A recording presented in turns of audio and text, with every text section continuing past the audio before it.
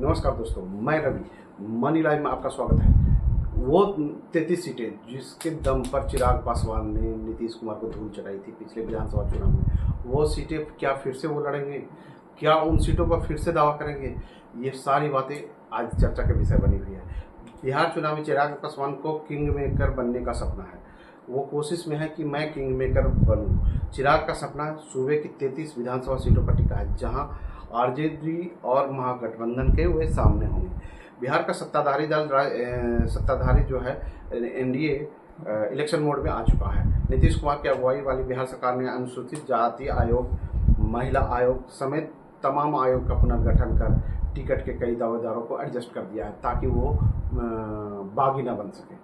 पहले ही उनकी तैयारी शुरू कर दी है।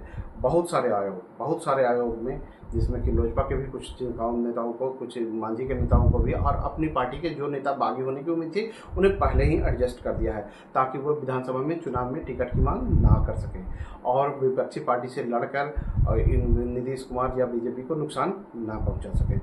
इस चुनाव के समय टिकट न मिलने के कारण बगावत की संभावनाओं को कम से कम करने का प्रयास किया जा रहा है। चिराग पासवान 243 सीटों पर चुनाव लड़ने का ऐलान और 70 सीटों के लिए दावेदारी कर गठबंधन में टेंशन बढ़ा दी है।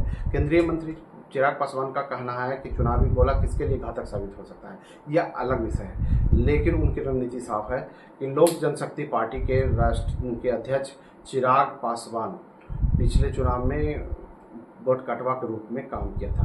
उनकी कोशिश है कि इस बार इस इमेज से बाहर निकला जाए, अपने पिता के समय वाला किंग मेकर वाला टैग वापस लौट के लाया जाए। चर्चा में यह है कि 33 सीटें भी आ गई जिनके दम पर चिराग पासवान बिहार चुनाव में किंग मेकर का सपना देख रहे हैं। और 33 सीटें कौन सी हैं?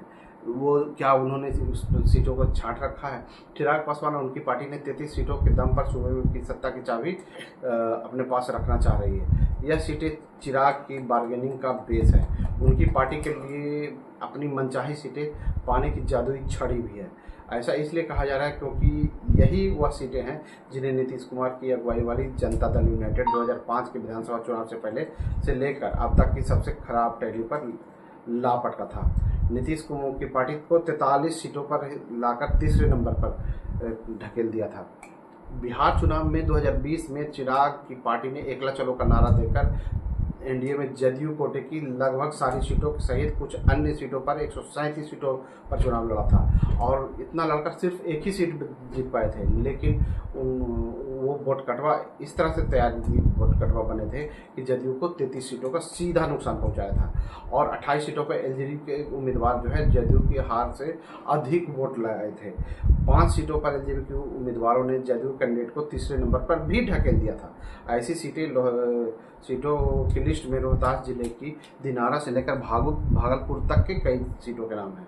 बिहार चुनाव के नतीजा आने के बाद खुद नीतीश कुमार ने अपनी पार्टी के प्रति के निराशाजनक प्रदर्शन के लिए चिराग पासवान की पार्टी को जिम्मेवार ठहराया था। नीतीश कुमार के नेताओं का एक अलग धड़ा जो इसके पीछे था वो बीजेपी की साजिश तक बता रहा था और नीतीश ने एनडीए से नाता तोड़ महागठबंधन के साथ जाने का फैसला कर लिया था।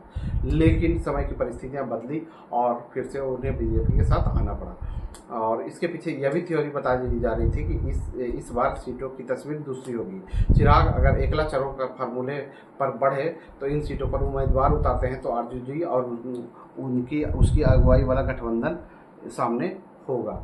तो क्या वो आरजेडी से जीत पाएंगे? क्या वो जदयू को नुकसान फिर से कर पाएंगे अगर अलग लड़ते हैं? तो क्या वो केंद्रीय मंत्रिमंडल से इस्तीफा देंगे? क्योंकि अगर वो अगर गठबंधन से अलग होकर लड़ते हैं तो नीतीश कुमार उन्हें तो ये निश्चित है कि वो केंद्रीय मंत्रिमंडल में नहीं रहने देंगे। उन्हें हटवाने के लिए प्रधानमंत्री पर दबाव बनाएंगे। तो उन्हें क्या मंत्रिमंडल से इस्तीफा देना स्वीकार है? क्या एक बड़े मंत्रालय का पोस्ट छोड़ना स्वीकार है? क्या वो नीतीश कुमार से विरोध के नाम पर वो क्या राष्ट्रीय जनता दल से विरोध करते हुए राष्ट्रीय जनता दल से जीत पाएंगे? क्या वो राष्ट्रीय जनता दल की जगह ले पाएंगे? क्या किंग मेकर बन पाएंगे? क्या 33 सीट वो ला पाएंगे अकेले अपने दम पर? ये संभव है कि नहीं है, ये आने वाले समय में पता लग पाएगा। आप देख रहे हैं रवि को और आप देख रहे हैं हमारे चैनल मनी लाइव को। मिलते हैं अगले वीडियो में किसी नए न्यूज के साथ। थैंक यू दोस्तों।